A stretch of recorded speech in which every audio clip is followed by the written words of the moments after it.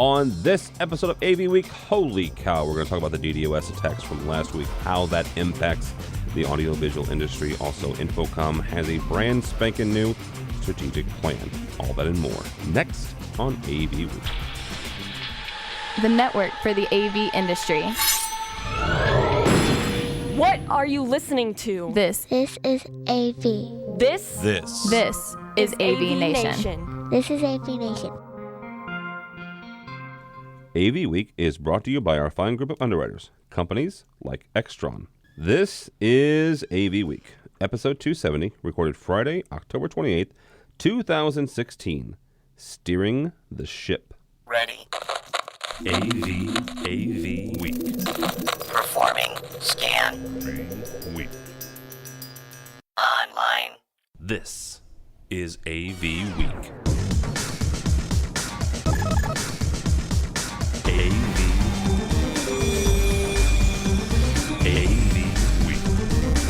This is AV Week, your weekly wrap-up of audio-visual news and information. My name is Tim Albright. I am your host. With us this week to give us their opinions of said news and information. First and foremost, his name is Bill Brown. He is from BD Communications. How are you, sir? I am doing great, sir. How are you? I am well. Also with us, the smartest guy in any room, especially if I'm in it. His name is Bill Natras. He is from Biamp. How are you, sir?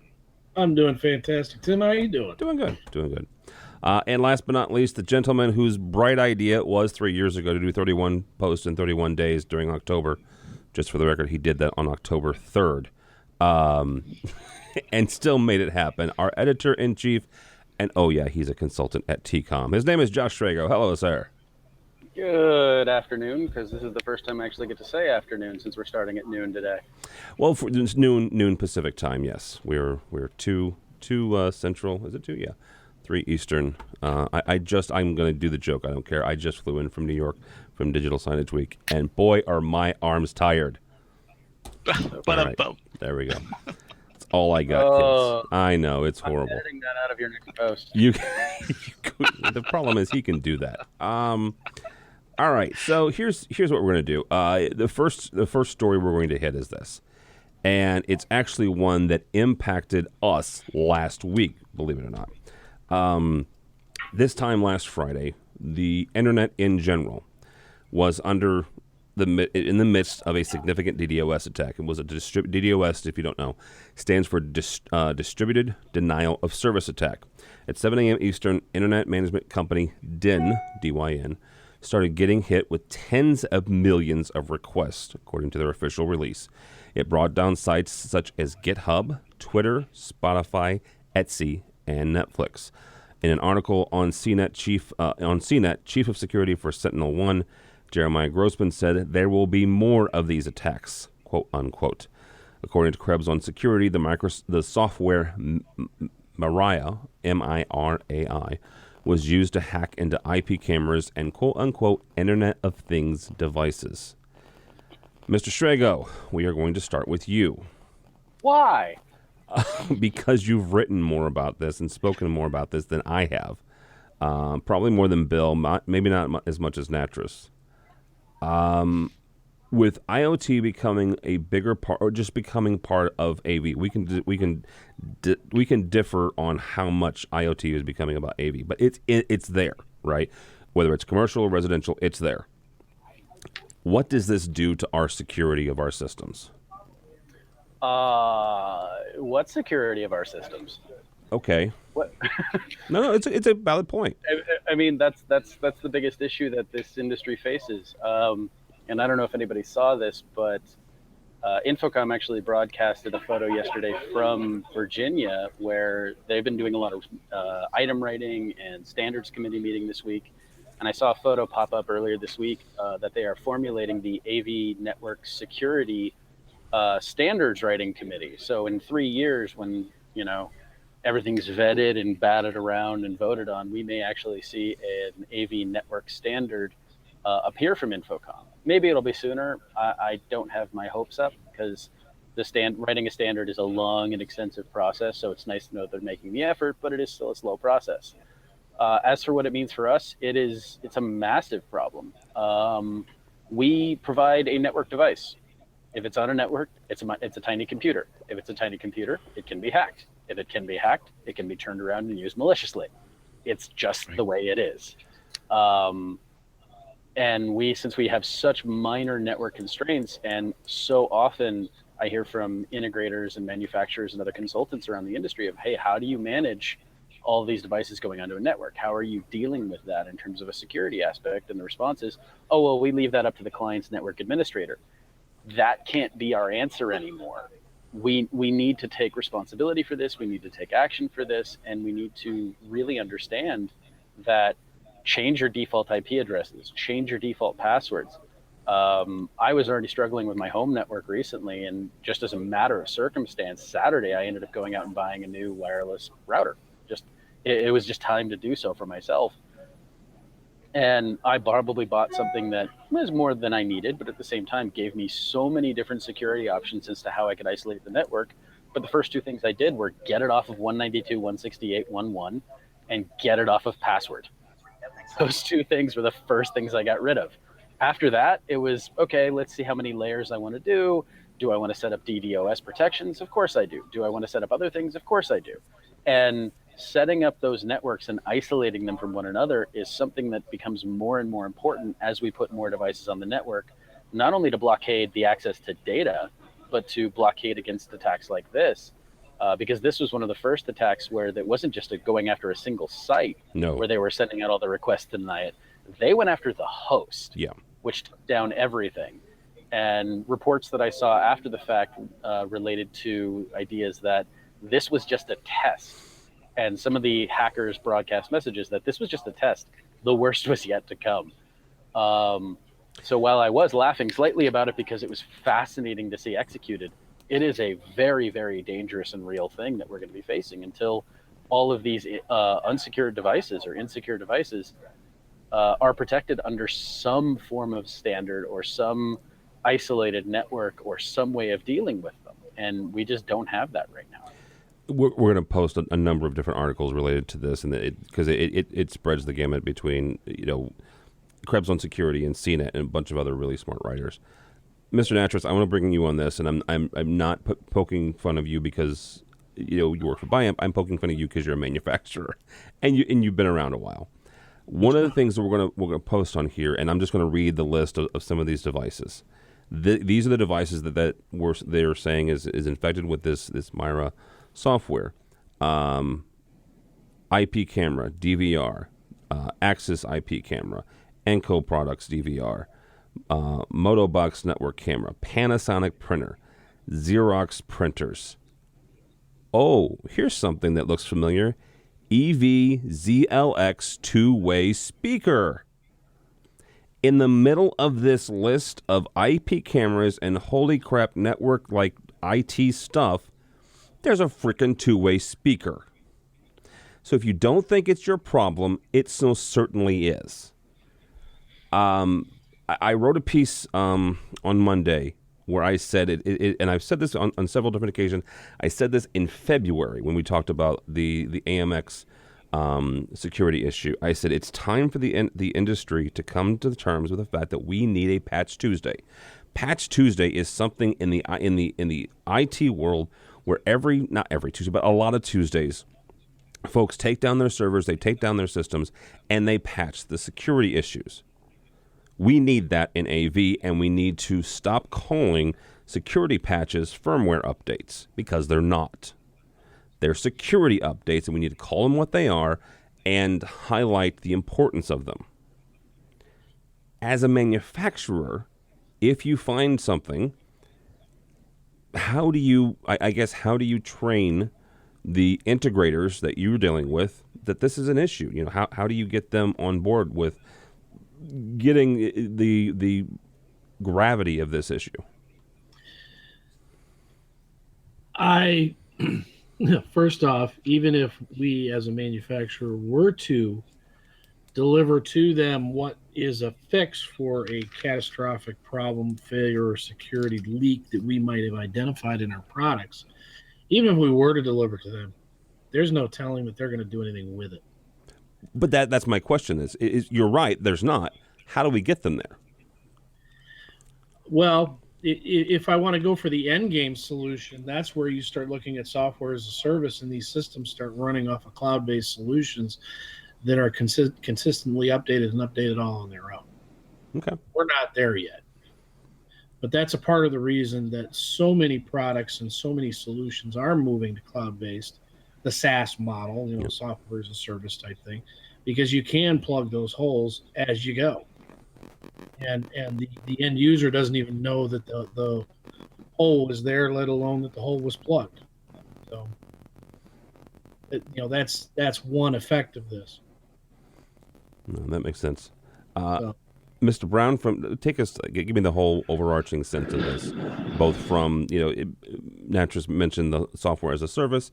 Is that a solution? Take a look and talk about, how we kind of grow up as an industry when it comes to our security. Wow, this is very, I guess, timely, because last week when this was going on, I was at a technology conference in South Carolina talking about cybersecurity in everything. And there were 3 points that, a lot of people feel that, they're clueless, about security. And the other one is that well, there's nothing that anybody needs to do on my network, so they're not going to hack what I'm doing, or you can be doing everything right and you still have problems. So what I think is happening in our industry, and it's been going on for a long time, and people really are blaming the other guy. Okay, so the IT people, their number one thing is security. They're going to protect the network. So all of our network devices in AV is an open door, wide open. How can I crack into the network to get all of my information and my data moving through there? And so we have been more concerned with how big our door is, how big our devices are, what all the information that's coming through it. And until we change that mentality that we need a bigger bandwidth or more stuff going through that network to, okay, how can we protect the information that's going through from device to this network? And so we're not the cause of this. And so until we as an industry says we're going to work with our IT counterparts to say, hey, we're just we think it's important to protect what's going on in the network just as much as you are. We're going to continue to have this problem. And I think a lot of conversations that Josh has had and what you said earlier in the year is absolutely right. But it's like, what is it going to take for us to listen and to act on it? And I think this little test, if it didn't really get people's attention, I don't know what will. Here's the thing. I'm going to ask Trigger the exact same question, but I'm going to chime in and answer your question for you. I don't think this one's it, because think about what it impacted. Yes, a bunch of us, couldn't get on Twitter. I think one of the articles, kind of poked fun at you that you couldn't stream Stranger Things on Netflix, right? That was the impact. This one's not it, kid. This is not the one that gets people woke up about it. It's the one where it takes down significant networks. It's the one where you have a financial impact from your client. That's my personal opinion. Trego, I want your 2 cents on that. What's going to do this, and what it's going to drive, and what it's going to take for the AV industry to really wake up and do something about this is going to be when the manufacturer or a large integrator gets taken down in a lawsuit because of access to data and being demonstrated as the vulnerability. I would love to see statistics on things like the HVAC hacks of Target and Home Depot, and see how well those HVAC installing companies are doing right now, and see how insurance managed those things.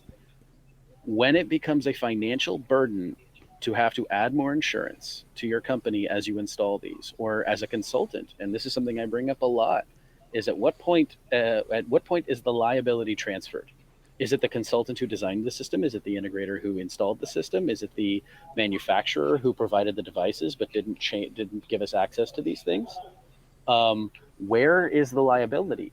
And when companies start getting taken down over this, because it's, Twitter, yeah, I didn't have access to it. And one of the other parts of this to keep in mind is because there were still ways around it, and it was a regionalized attack. It didn't hit the West Coast nearly as bad as it hit the East Coast until the afternoon. No, if you look at the heat map, I guess is the best way to put it. Anything east of the Mississippi really got impacted pretty significantly, and obviously up in the Northeast it was worse. Well, and it was 3 waves. It was three waves. Yeah, so it started at 7 a.m. local, which was Eastern. Yeah, the Northeast got smacked, and the West Coast didn't feel it until the 3rd wave. So, given the way that the network is distributed and the way that DNS hosts are managed, and the fact that you can actually change the DNS host that you're routing to, you have backdoors as to ways to get around it, and there are ways to manipulate it. But the common person isn't going to know how to do that. The common person barely knows how to change the password on their Wi-Fi router. Which would be why we had these attacks in the first place. Exactly. And that's what we're really facing here is there's got to be, it's not just, it isn't just a reliance on the AV integrators, consumer, commercial, take your pick. It doesn't matter anymore to do this themselves. Now that this is starting to affect people in the world, the more times this happens, the more people are going to start to say, well, how are you keep protecting me? There's got to be education. There's got to be this gets back to something that you and I, Tim, have talked about for years, which is explaining what we do as an industry to the general public. Right. And broadcasting that and getting that farther out there, because we're such a niche industry in that we deal with so many things, but we're so often the focal point only when something goes wrong. Yeah. And hey, Tim, shoot, go for it. I was going to say this has a predictable end. So I don't understand why it would take a major loss from an integrator or a manufacturer or a consultant for us to wake up for this. I mean, we're going to talk about InfoComm's role or strategies or moving forward, but I mean, this is anybody that is really engaged with what's going on with their clients, the end user, and what's going on in their house. There should be a way to say, you know what, this is not going to end well if we do nothing or if we stay in the same mode of operation. And the reason we won't see that is because of the fact that we have a head in the sand attitude. How long has it taken us to actually get to the point of discussing networks and programming networks? I mean, convergence has happened for a decade, and we're finally accepting that it's here. So, well, that's not fair. There are some people that are now accepting that. We have been talking about it for a while, and I would say that there are a number of manufacturers, especially, who have done it. I mean, let's start with the fact that there have been RJ45s on the back of network devices for 15, 16 years, and that's off the top of my head without going back and doing any quick research. But I mean, we've been doing it for a while. Yes, there are some people who still buck at the idea of convergence, but I would say for the most part, the industry is there. So, well, again, but it's the fact that it's taken a lot of. There's still small companies that don't want to deal with it. They don't want to program a network. They don't want to touch a network if they don't have to. Yes, and for those. And so now you have to get them to figure out how to secure a network. Yes and no, and I want to move on to the next story real quick. But yes and no. For some people, there are some systems that don't require network currently. Of course, there are always going to be ones that don't necessarily need it, but at the same time, the devices populating a network have become so absolutely exponentially greater in the industry than those that don't. And what I would say is, as an industry, we need to get to that point and start talking about it and start educating our people on it. So. Change your passwords, change your IP addresses. There. Exactly. The education has started. Let's talk about strategic plan. Our buddy Craig McCormick from Commercial Integrator sat down with InfoComm's executive director, Dave Labuscus, about the new strategic plan. This is Labuscus' second 3-year plan since taking over the helm.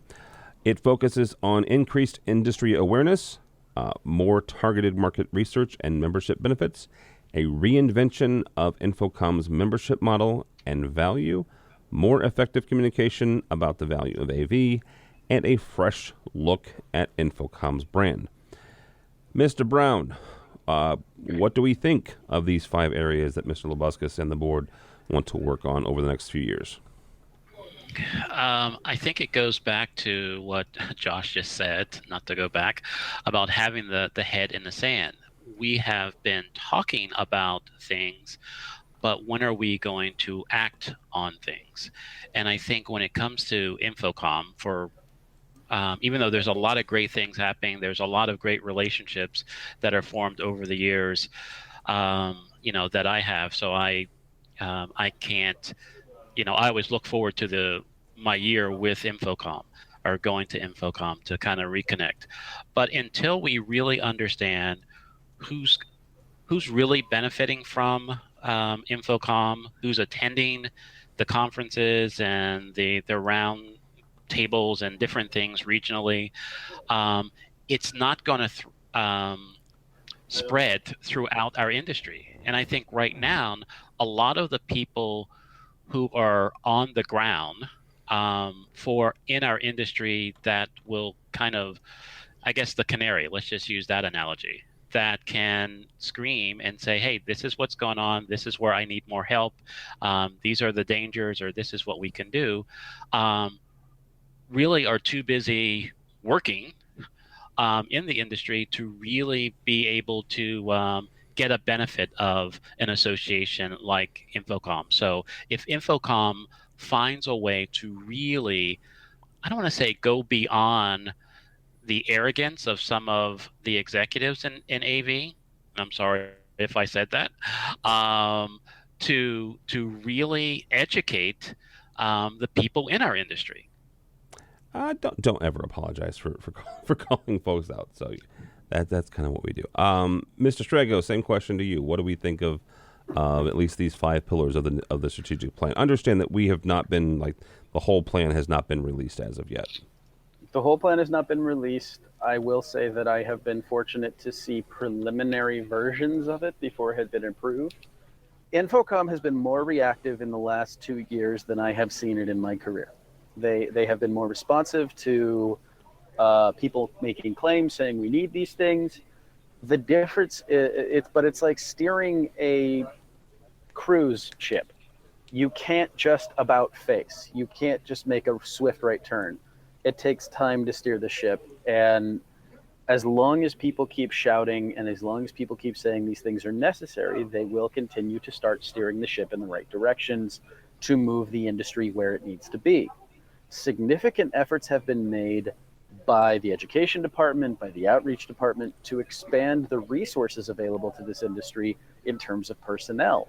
The fact that we now have a school down in Southern California that is going to start offering CTS certifications as part of its output of students means that we're going to get more people that have a fundamental understanding of this stuff coming into the workforce. And they are reaching out to colleges all over the country, university groups. It's not just reaching out to schools, but school districts as a whole. And to Bill's point, one of the reasons that we have such a hard time getting people to offer their expertise that are more senior level individuals is because they can't take the time off to go volunteer it because they don't have the resources to support them all the time. So there's this balance that needs to start shifting of more of those people being able to volunteer and more of those people being able to support that system that will occur. We sort of are we're chasing our own tail a little bit as an industry in that respect, because while there are wonderful volunteers and there are wonderful people that give of their time, getting more people to do so becomes much more difficult when we don't have the people to support them. And that's one of the biggest things that I've seen in terms of this pillar and that outreach and that growth. And that's where really we're going to see the largest advantages as we move forward. Where I still have concerns, and I know that this plan does involve a lot of international outreach, is that InfoComm, as much as it wishes to be, still has a very limited reach outside of the United States. It's expanding in China, it's expanding in India, but they're not quite getting the same input that they're getting from the US. And so it's still a very regionalized international organization in that respect. So we're going to start seeing more of that outreach, and we're going to start seeing more of that growth as time goes on. But in the meantime, there's still a lot to be done. There's still a lot of volunteer work that needs to be done. And this is, again, a plan. How is the InfoComm going to aid in the development of the industry? InfoComm can only do its best based on what the volunteers yell and scream they want time and time again. The fact that we now have a network security standards group being developed is a start of something. And that's just an example.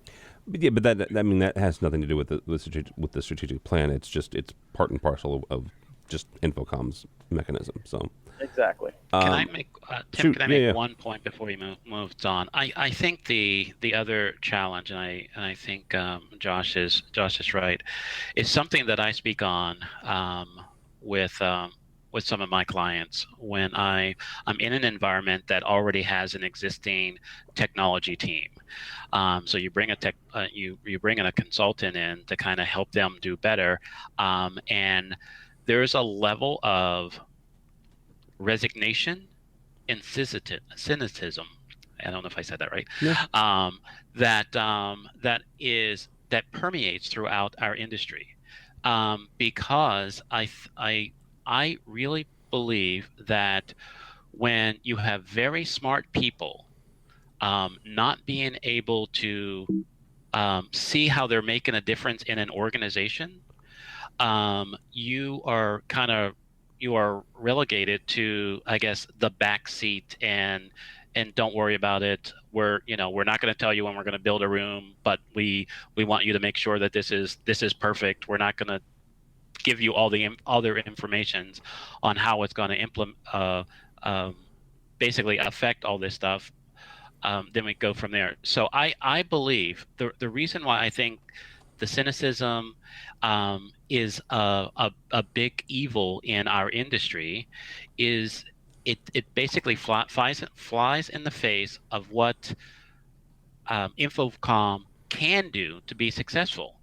When you have a group of people that are not there all the time, or kind of hear information from, the salesperson that went to InfoComm or something, or hear everything every once in a while, they really don't feel the ownership of really being,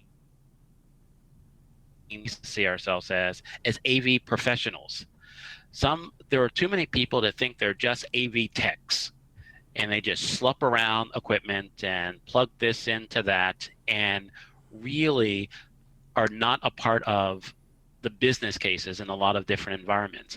And if InfoComm can't get past that cynicism, it is going to be a long, slow, very painful way of seeing anything change in our industry. We lost Mr. Natras, but we're having wonderful. We talk about internet security and internet problems, and then we have internet problems. So I want to bring Mr. Natras back in. And Bill's been done a lot of volunteer work, probably more than anybody, but maybe not more than Chicago, but definitely more than me. More than me. I want to get Bill's take on the strategic plan in general. And also to get a sense of how we did or how we've done the last 3 years on Dave's first strategic plan, and then look ahead at this next one. Well, so first thing is, my first impression of this strategic plan is the fact that they've renewed the interest and focus in the user experience. And I love the term user experience because it means different things to different people. And they don't necessarily realize what definition of user experience InfoComm is going towards. I mean, when I first started in the AV industry, user experience was pre-configured hard buttons on a panel, and you used diodes to determine the logic of what was going to happen when you were advancing the slide projector. And I'll allow you to extrapolate then how old I am just from that definition. But user experience then morphed into what happens and how do I navigate a touch panel. Where InfoComm's really going is how do we make this positive experience for anyone that's in the room or anyone that's at the far end? How can we make AV not a bad word for people? How can we make it so that these systems that we install and integrate are as easy as what I can do at home when I just want to cast my laptop or touchpad or Surface or iPad over to my screen? And that's the user experience that InfoComm is really talking about and what they're really trying to focus on. And that's a valiant effort, and that's what the entire industry really should be looking at doing. I was a consultant for a very long period of time in my career, and some of the things that I've seen, some of the implementations I've seen are scary, and yet people made some money on doing these. But making money isn't the end game. I mean, but here's the thing, and yes, I am not against making money. I'm a wonderful capitalist here, but making money really isn't the end game, Bill, is it? It is. I loved the first strategic plan that Labuscha's had. The whole the experience, right? Creating exceptional experiences. I loved that. Yes, it's subjective. Absolutely, it's subjective, right? There's not ones and zeros, right? It's not binary. It's not it's not a check mark, but it is a great ideal to aim for. And I think I agree with you that the fact that they're kind of continuing that idea going forward with these 5 benchmarks. Mm-hmm. So. And I applaud them for putting benchmarks on it, because a benchmark gives you a KPI that you can measure against. So that's really where it's heading. Yeah. So now, is the path with all the different initiatives they're taking, is that going to get us, the industry, there? Don't know yet. That's to be seen. Yeah, and maybe we'll see it once the full strategic plan is laid out. Actually, I think that Mr. Labuscha is going to be laying it out. Maybe not in full at the AV Executive Conference, but at least talking about it more. He's talked about it in a couple different areas, and Bill and I were at an event in Boston, and we got a sneak peek of it there as well. So maybe as it gets closer to January 1st. We'll see more and more. So, all right, guys, I'm going to let you get out of here. Mr. Bill Brown, thank you, sir. Thank you. It's always a pleasure. How do people find you? Right now they can get me on Twitter at bdbrowncom, or I hang out too much on Facebook, or you can just get me on LinkedIn. But that would be great. All right, very good. Mr. Natras, thank you, sir. Thank you. Sorry about my internet hit, which was my son trying to bypass all the security that I've placed. And I thought it was totally appropriate, that here we are talking about the dynamic attack that occurred, and my son's trying to hack around what I put in place. That's awesome. But at least, what? He's trying, and he's learning, and, Yeah.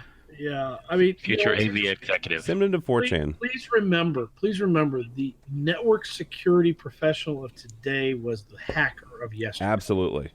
So we all watch war games.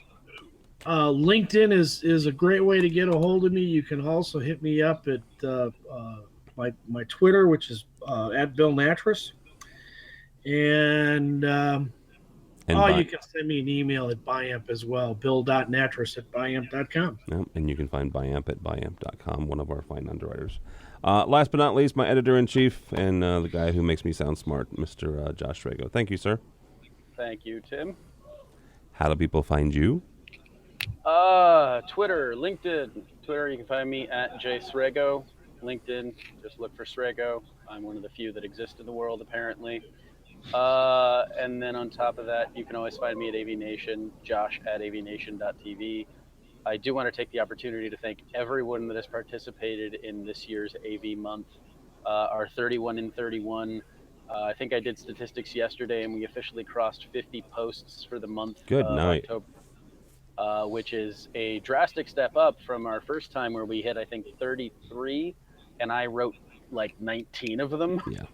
So 2 years ago, it was, an idea on October 2nd or 3rd, and it's turned into quite an event with a lot of contributions, and we still have a few more surprises left for the last day. But the posts have been all over the map in terms of personal stories, which have been wonderful to share. We've added a new comic strip this month called Noise Floor, and then, of course, just adding in more and more content on network security, network understanding. Anthony Zotti wrote a wonderful piece about wireless earlier this week. I threw up my first post of the month, actually, yesterday on the FCC privacy rules vote. So if you want to know more about how that's going to work, please check it out. There's some interesting things going on with that. And we're going to continue to push it forward. And, actually, we're at the point where some of the stuff started showing up later in the month. So we may be able to carry some of these posts over into November, which is going to be a nice little treat to keep it going for a little longer. So thanks to everybody for that. And then, of course, I'd be remiss if I didn't take advantage of this opportunity to say, I'm up for re-election on the CTS Certification Steering Committee. So please, I would appreciate your support. The last 2 years have been wonderful. But it's really important to continue to put people in there that you believe are going to support certification, which I'm up for the CTS chair this time again. And then basically what's really important about it this year is all 3 certifications are up for renewal with ANSI. So we are going to go through all 3 of them in 2017 and start looking at ways that we can either improve them, or if there's something that needs to be changed as to how we're executing them. There's a lot of opportunity there. So this is a very important election for the certification of InfoComm. And when does that election end? I believe the last day for voting is November 4th. Okay, very good. Another week to get your vote in. If you are a CTS, you get to vote for CTS. If you're a D, you get to vote for D. If you're an I, you get to vote for I. So that's just how it works, is you're voting for your representatives. And I believe there's one CTS, one CTSD, and one CTSI chair open on the 9 chairs that are up for on the committee. All right, very good. Potrego. My name is Tim Albright. Don't follow me, but go by the website, AVNation.tv. AVNation.tv. You will find this program, a host of others. I wasn't kidding at the beginning of the show when I said I just flew back from New York. Literally landed in St. Louis at about 11:30, 12 o'clock. Because I was in town in New York for New York Digital Signage Week, a fascinating week. Where it is a federated group of manufacturers and suppliers and content creatives that all deal with digital out of home and digital signage. So there we have a section on our website that has all the stuff that we did, posts that we did, periscopes that we did, and we did 2 live shows. One was live from New York Times Square.